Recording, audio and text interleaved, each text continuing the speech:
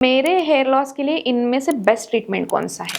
Hair fall से परेशान होकर जब आप क्लिनिक आते हैं तो आपको अलग अलग एडवांस ट्रीटमेंट के नाम सुनने को मिलते हैं। पीआरपी, जीएफसी, एक्सोसोम्स और एसपीएफ। लोग अक्सर सोचते हैं कि जो ट्रीटमेंट सबसे नया है या सबसे महंगा है वो उनके बालों को रातों रात वापस ले आएगा, लेकिन डर्मेटोलॉजी में ऐसा बिल्कुल नहीं होता। ऐसा नहीं होता कि जो ट्रीटमेंट सबसे महंगा है वो आपके लिए बेस्ट है। सब कुछ डिपेंड करता है आपके हेयर लॉस के स्टेज पर, आपका हेयर फॉलिकल के मिनिएचराइजेशन के लेवल पर और आपकी स्कैल्प की ओवरऑल हेल्थ पर। अगर आपके झड़ते बालों के रूट्स ही साइकिल से बाहर हो चुके हैं तो एक बेसिक ट्रीटमेंट काम नहीं करेगा, और अगर प्रॉब्लम शुरुआती है तो बहुत हैवी प्रोसीजर की ज़रूरत ही नहीं होती है।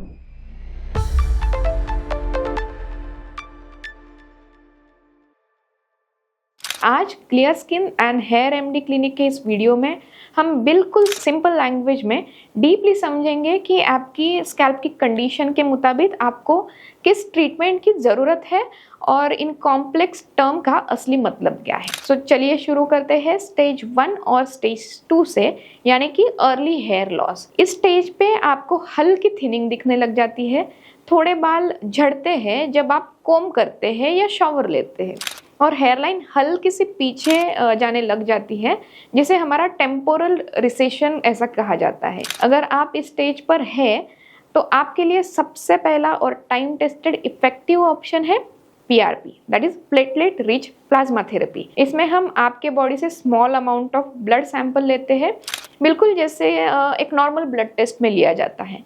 फिर उस ब्लड को एक एडवांस सेंट्रीफ्यूग मशीन में डालकर हाई स्पीड पर स्पिन किया जाता है ताकि आपकी रेड ब्लड सेल्स अलग हो जाए आपके प्लेटलेट से एंड लोडेड प्लाज्मा अलग निकल आए। इस प्लाज्मा को आपके हेयर रूट में छोटे छोटे इंजेक्शन की मदद से डिलीवर किया जाता है। प्लेटलेट के अंदर नेचुरल ग्रोथ फैक्टर्स होते हैं जो सोए हुए या कमज़ोर पड़ रहे हेयर फॉलिकल को न्यूट्रिशन देते हैं, उनका ब्लड सर्कुलेशन बढ़ाते हैं और उन्हें मजबूर बना देते हैं।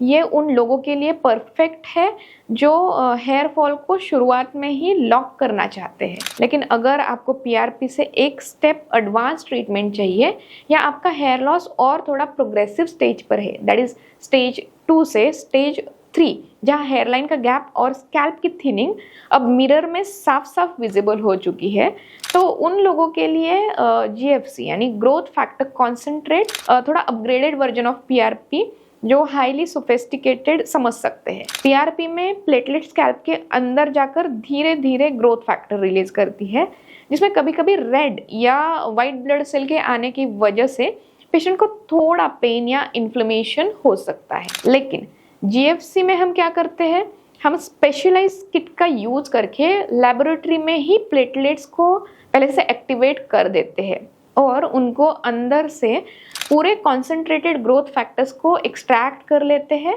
सो इस प्रोसेस में कोई भी ब्लड सेल बचा नहीं रहता, इसलिए ट्रीटमेंट बिल्कुल एक्यूरेट होती है।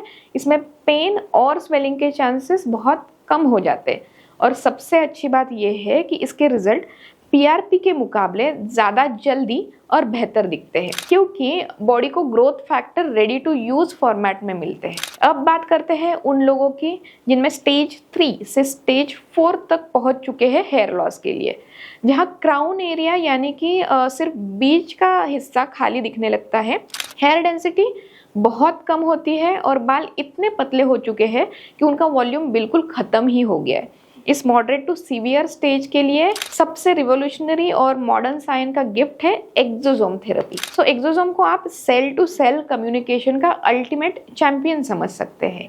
ये सेल्स नहीं होते बल्कि टाइनी माइक्रोस्कोपिक वेसिकल्स होते हैं, जिसमें ग्रोथ फैक्टर्स, पेप्टाइड और लाइपोसोमल सिग्नलिंग मॉलिक्यूल से पूरी तरह वो भरे हुए रहते हैं। इनका साइज इतना छोटा होता है कि ये बाकी सेल के मुकाबले 100 गुना तेजी से अब्सॉर्ब हो जाते हैं। तो जब इन्हें स्कैल्प पर लगाया जाता है, और यूजुअली माइक्रो नीडलिंग या स्पेशलाइज डिलीवरी सिस्टम के साथ, तो ये डेड हो रहे और श्रिंक होते हुए हेयर फॉलिकल को वापस एक पावरफुल वेकअप और रिपेयर सिग्नल भेजता है। ये उन लोगों के लिए मैजिकल काम करता है जिनकी हेयर डेंसिटी बहुत तेज़ी से ड्रॉप हो रही है और जहां बाल बिल्कुल बेबी हेयर यानी कि वेललेस हेयर में बदल रहे हैं। और आखिर में आता है एसवीएफ यानी कि स्ट्रोमल वैस्कुलर फ्रैक्शन, जिसके हेयर लॉस और रीजनरेटिव मेडिसिन की दुनिया में अल्टीमेट नॉन सर्जिकल ऑप्शन माना जाता है।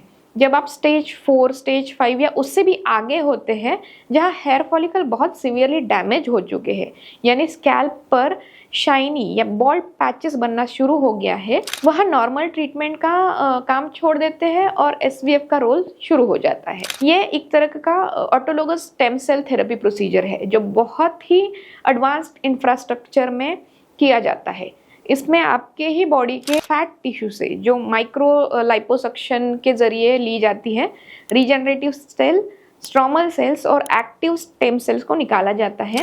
इन स्टेम सेल्स में खुद को किसी भी टिश्यू में बदलने की और रिपेयर करने की एक्स्ट्रा ऑर्डिनरी पावर होती है। तो जब भी डायनामिक फ्रैक्शन को स्कैल्प में टारगेट किया जाता है तो एसवीएफ उन फॉलिकल को वापस रिपेयर एंड रिवाइव करने की ताकत रखता है, जो लगभग कंप्लीटली डेड होने की कगार पर होती है। हेयर ट्रांसप्लांट से पहले स्कैल्प को रेडी करने के लिए या फिर हेयर ट्रांसप्लांट के बाद बचे हुए बालों की डेंसिटी और थिकनेस बढ़ाने के लिए ये एक बहुत ही पावरफुल साइंटिफिक ट्रीटमेंट है।